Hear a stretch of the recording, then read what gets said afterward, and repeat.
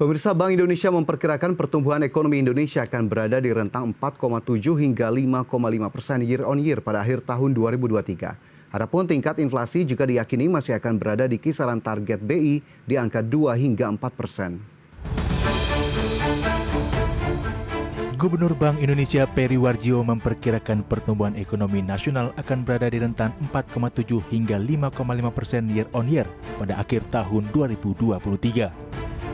Perkiraan tersebut disampaikan Bank Indonesia dalam rapat kerja Badan Anggaran DPR RI bersama pemerintah baru-baru ini.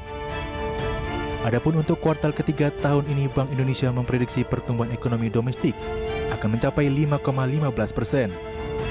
Pemicu pertumbuhan ekonomi itu berasal dari sektor perdagangan, logistik, akomodasi, dan sektor jasa yang telah berkontribusi sebesar 45%. Seperti disampaikan Bu Menteri Keuangan, kita patut bersyukur bahwa ekonomi kita termasuk yang terbaik di dunia. Pertumbuhan ekonomi tinggi setelah 5,17 di triwulan 2. Triwulan 3 kami perkirakan sekitar 5,15 di triwulan 3. Keseluruhan tahun sedikit di atas 5%, kisarannya 4,7 sampai 5,5%. Dari mana sumber pertumbuhan? Domestik. Ekonomi khususnya dari konsumsi.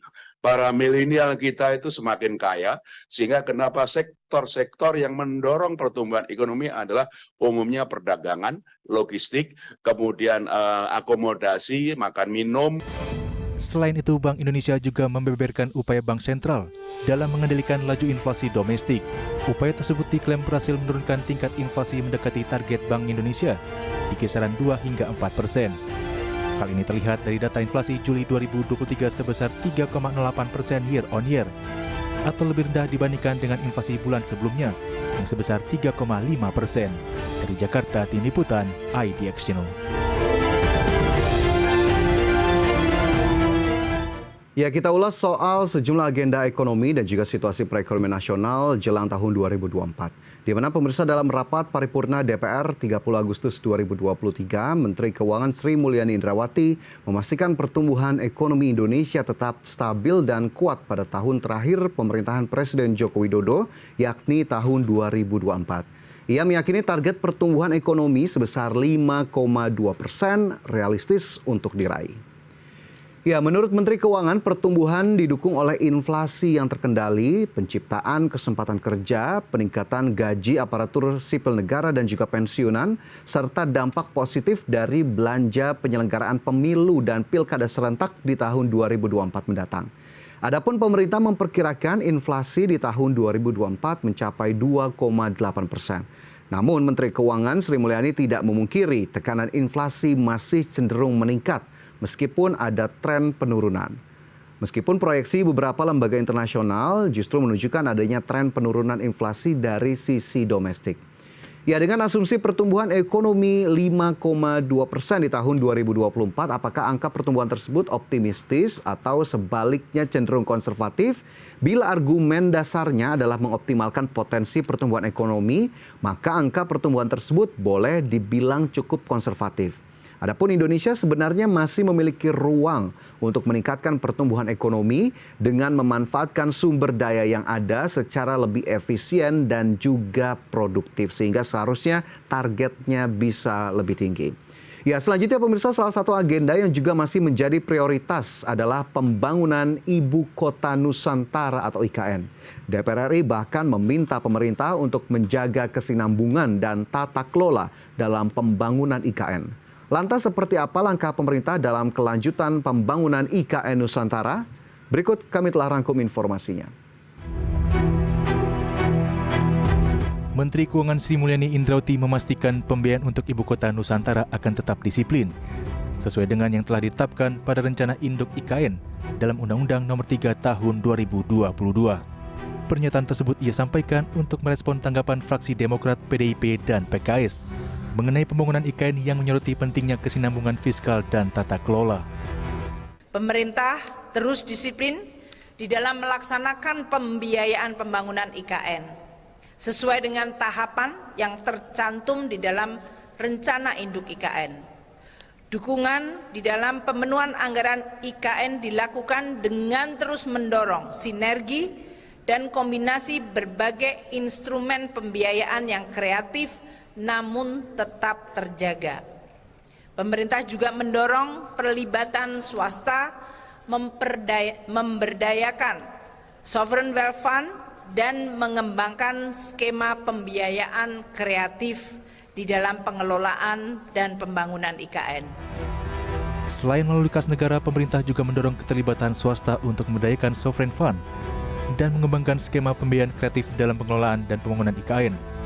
Pemerintah sendiri telah menganggarkan dana pembangunan IKN 2024 sebesar Rp40,6 triliun untuk memprioritaskan kemajuan infrastruktur hingga pembangunan kompleks pemerintahan. Tim Liputan, IDX Channel. Ya, pembangunan IKN Nusantara masih menjadi salah satu agenda prioritas pemerintah di tahun 2024 mendatang.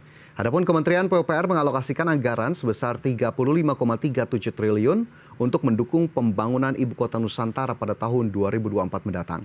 Angka tersebut mencapai sekitar 24% dari total alokasi Rencana Anggaran Pendapatan dan Belanja Negara 2024 untuk Kementerian PUPR sebesar Rp146,99 triliun. Menteri PUPR Basuki Hadimulyono menuturkan bahwa alokasi anggaran tersebut akan digunakan untuk mempercepat pembangunan sejumlah infrastruktur dasar di IKN. Lebih lanjut, Direktorat Jenderal Bina Marga Kementerian PUPR akan mendapat alokasi anggaran pembangunan IKN paling besar, yakni mencapai Rp16,67 triliun. Perinciannya, Ditjen Bina Marga akan membangun jalan sumbu kebangsaan sisi barat dan timur, jalan feeder di kawasan IKN, jalan akses menuju masjid di kawasan IKN, hingga pembangunan landasan udara untuk bandara VVIP. Selanjutnya, dukungan anggaran IKN tersebut juga akan dialokasikan untuk pembangunan rusun ASN sebesar Rp5,76 triliun pada 2024. Di mana pembangunan 47 tower untuk ASN dan juga Hankam rencananya akan groundbreaking pada pertengahan September 2023 mendatang dan dilaksanakan selama 19 bulan dengan target selesai seluruhnya pada Desember 2024. Ya, pemirsa, dari IKN kita bergeser ke agenda lainnya, yakni subsidi energi yang merupakan salah satu pos dengan alokasi cukup besar dalam APBN. Dan terkait hal itu, ternyata subsidi energi terutama BBM akan dialihkan. Di mana Pertamina menyatakan telah berencana untuk menghapus BBM jenis Pertalite mulai tahun 2024. Seperti apa kejelasan rencana tersebut, pemirsa? Langsung saja kita simak informasi berikut ini. Pertamina berencana untuk berhenti menjual BBM RON 90 alias Pertalite. Nantinya Pertalite akan dihapuskan mulai 2024. Direktur Utama Pertamina Nike Widiawati mengatakan pihaknya memiliki program Langit Biru sejak 2 tahun lalu, di mana pada tahap pertama adalah menghapus keberadaan BBM RON 88 alias Premium. Menurut Nike, langkah ini sejalan dengan peraturan yang dikeluarkan oleh Kementerian Lingkungan Hidup dan Kehutanan, di mana BBM yang diperbolehkan beredar nantinya minimal RON 91. Ia menyebut ketentuan itu tertuang dalam Peraturan Menteri Lingkungan Hidup dan Kehutanan tentang baku mutu emisi gas buang. Kemudian nantinya hanya akan ada 3 jenis BBM di 2024, terdiri dari Pertamax Green 92 yang akan diluncurkan mulai tahun depan. Lalu Pertamax Green 95 yang sudah tersedia di sejumlah SPBU Jakarta dan Surabaya, serta Pertamax Turbo. Secara rinci, Pertamax Green 92 merupakan BBM hasil pencampuran Pertalite dengan 7% etanol, sehingga RON-nya naik dari 90 menjadi 92. Sedangkan Pertamax Green 95 merupakan BBM hasil pencampuran Pertamax dengan 5% etanol di 2023 dan akan menjadi 8% etanol atau E8 di 2024. Dari Jakarta, Tim Liputan, IDX Channel.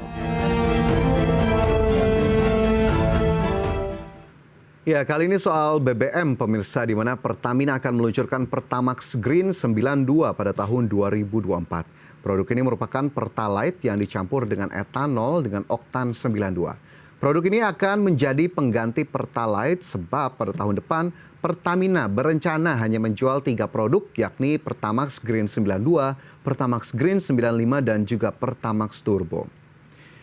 Ya, Pertamax Green 92 nantinya akan masuk dalam barang subsidi jenis BBM khusus penugasan menggantikan Pertalite sehingga harganya akan diatur oleh pemerintah di luar fluktuasi harga minyak mentah dunia. Namun Pertamina menyebut bahwa rencana penghapusan Pertalite ini merupakan hasil kajian internal Pertamina dan belum ada keputusan apapun dari pemerintah. Namun Pertamina menyatakan usulan tersebut akan dibahas lebih lanjut. Sementara itu pemirsa, Dirut Pertamina menyebut langkah penghapusan Pertalite diharapkan bisa membantu menekan emisi karbon dan mengurangi impor bensin. Di mana berdasarkan data pada tahun 2022, Badan Pusat Statistik mencatat impor hasil pengolahan minyak atau BBM mencapai 25,7 juta ton atau naik sekitar 17% dibandingkan tahun sebelumnya.